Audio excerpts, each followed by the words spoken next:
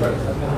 আমি চেষ্টা করি আমার মানুষের সাথে মানে পাশে থাকার জন্য। আমার একটা প্ল্যান ছিল একটা ডায়াবেটিক হসপিটাল করবো, আমি কিছু জায়গাও নিছি।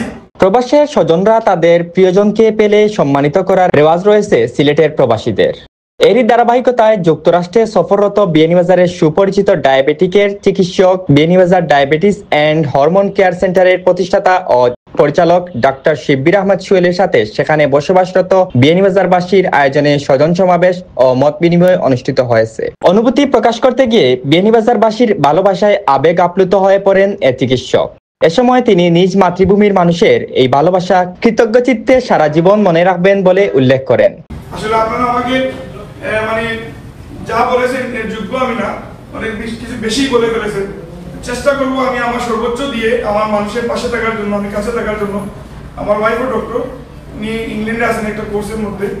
আমি চেষ্টা করি আমার মানুষের সাথে মানে পাশে থাকার জন্য। আমি যখন এখানে আসি তারপরে আমার ফ্রেন্ডরা যথেষ্ট সময় দিয়েছেন। আমি আনএক্সপেক্টেড ভাবে কাজটা ছেড়ে দিয়ে সময় দিচ্ছেন, আমি সেটা চিন্তা করতে পারি নাই।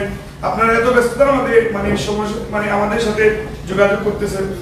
আর আমার একটা প্ল্যান ছিল একটা ডায়াবেটিক হসপিটাল করবো, আমি কিছু জায়গাও নিছি এবং এই ডায়াবেটিক হসপিটালটা আমি চেষ্টা করতেছি যে আমি আমার নিজের ফিনান্স দিয়ে করবো। যেটা সমস্যা হচ্ছে কি, যেমন ম্যাক্সিমামে দেখা যায় যে দেশ বিদেশ থেকে টাকা কালেক্ট করার পরে একটা ব্লেম উঠে যায় যে সে টাকাগুলো নিয়ে কি করলো কি না।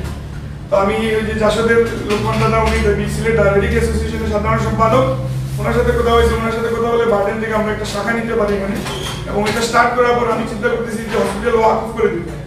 প্রথম দিকে হয়তো যে এক্সপেরিয়েন্স গুলো আসবে এগুলো কিছুদিন আমি 1-2 বছরের মধ্যে তুলে নিয়ে তারপর ওয়াকফ করে দিলে হসপিটালটা হসপিটালের নিয়মে চলতে থাকবে। পরবর্তী সময়ে আপনাদের অবশ্যই সাহায্য সুবিধা দিব। রবিবার রাতে নিউ ইয়র্কের বাংলাদেশি অধ্যুষিত ব্রুকলিনে স্থানীয় মমস পার্টি হলে অনুষ্ঠিত স্বজন সমাবেশ অত্যন্ত প্রাণবন্ত হয়ে ওঠে এবং বিয়ানীবাজারবাসীর মিলনমেলায় পরিণত হয়। স্বজন সমাবেশে ডক্টর মাহফুজুর রহমান খালেদের সভাপতিত্বে বিয়ানীবাজার সমিতির সাধারণ সম্পাদক রেজাউল আলম অপুর সঞ্চালনায় প্রধান অতিথি হিসেবে উপস্থিত ছিলেন জালালাবাদ অ্যাসোসিয়েশনের সাবেক সভাপতি বদরুল খান। প্রধান বক্তা হিসেবে উপস্থিত ছিলেন কেন্দ্রীয় যুবদলের সাবেক আন্তর্জাতিক বিষয় সম্পাদক এম এ বাতিন। বিশেষ অতিথি হিসেবে উপস্থিত ছিলেন বিয়ানীবাজার সমিতির উপদেষ্টা বাহার উদ্দিন।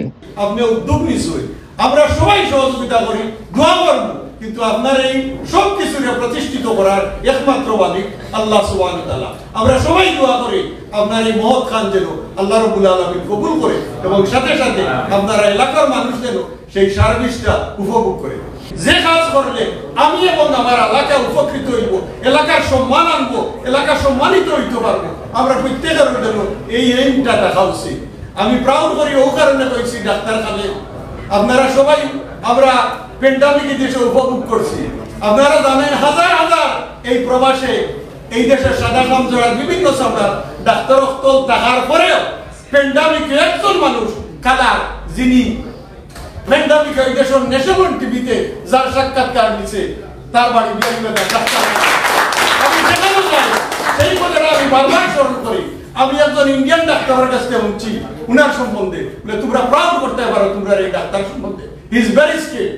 বাবার সন্তান হিসাবে বাবা যে স্বপ্ন ছিল সেই স্বপ্ন সে অক্ষরে অক্ষরে পালন করে স্বপ্ন বাস্তবায়ন করেছে। এজন্য আমি শিল্পীকে আজকে বিয়ানীবাজারবাসীর পক্ষ থেকে আবারও ধন্যবাদ জানাচ্ছি।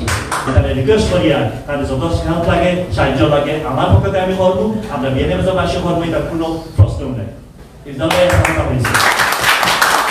আমাদের এই গর্বিত সন্তানদেরকে সম্মাননা দিয়ে আমরা মনে করি যে আমরা এই যুক্তরাষ্ট্রে যারা বসবাস করি এবং আমাদের যারা অতিথিবৃন্দ এখানে রয়েছেন, আমরা সকলেই সবসময় আমরা দেখি আমাদের যারা স্বজনরা আসেন আমরা তাদেরকে সম্মানিত বোধ করার জন্য আমরা চেষ্টা করি। কখনো বিয়ানীবাজারে কিছু দরকার হয়, ওনার মারফতে যদি কোনো মেডিকেল কোনো দরকার হয়, ফিল ফ্রি টু আস্ক আমাদের এই এক্স সেক্রেটারি সাহেব। আমি ইনশাআল্লাহ আমি হেল্প করব যতটুকু আমার ফাইন্যান্সিয়ালি যতটুকু পারি। মানবতা ডাক্তার হিসাবে আপনাদের কাছে পরিচিত হয়েছে, আমরা আশা করবো প্রত্যাশা করবো ওনার জন্য ভবিষ্যতে তার অব্যাহত রাখে। উনি যে কাজে এসেছিলেন আশা করি এটা সাকসেসফুলি হয়েছে। আগামী দিনে ওনার সব ধরনের সহযোগিতায় আমরা হাত বাড়াবো। আমাদের প্রজন্ম যারা আসবে তারা যাতে আমরা দলমত নির্বিশেষে আমরা যারা বিয়ানীবাজারি আমরা একই পরিবারের সন্তান এবং আমরা আমাদের প্রত্যেকের অবস্থান থেকে যাতে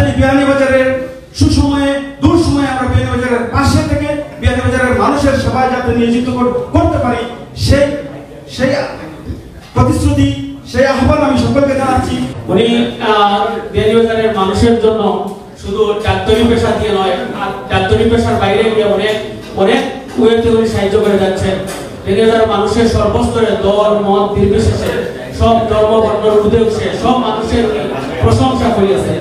শিবির ভাইয়ের সাথে আমার খুবই ভালো বোঝাপড়া এবং চলাফেরা, দেশে থাকার সময় ভাইয়ের সাথে আমি দীর্ঘ সময় কাটিয়েছি, খুব কাছ থেকে দেখেছি, খুব মানবিক এবং আন্তরিক একজন মানুষ। গত কোভিডের সময় এবং কোভিডের পরে যখন বন্যা এসেছিল, ভয়াবহ বন্যা হয়েছিল বাংলাদেশে, সেই সময় উনি নিজে চাঁদা কালেকশন করে এবং নিজের পক্ষ থেকে আমি যতটুকু জানি 30 লক্ষ টাকার মতো উনি সাধারণ মানুষকে বিতরণ করেছেন। কোনো মানুষ টাকা নিয়ে মার্কেটিং করতে হয় না। শিবির আমাকে ব্যক্তিগতভাবে বলেছে, বন্ধু যে যত টাকা আমাকে দেব আমি কোনো চার্জ করি না। এটাই হচ্ছে ওর একটা গুণ এবং মানবতার আসল সেবা। অনুষ্ঠানে আরো উপস্থিত ছিলেন আব্দুল কুদ্দুস টিটু, KH সুমন, মুর্শেদ আলম বাবর, প্রবাসী নেতা আবুল হোসেন, মুড়িয়া ইউনিয়ন ওয়েলফেয়ার ট্রাস্টের প্রেসিডেন্ট ইফজাল আহমদ সহ আরো অনেকেই।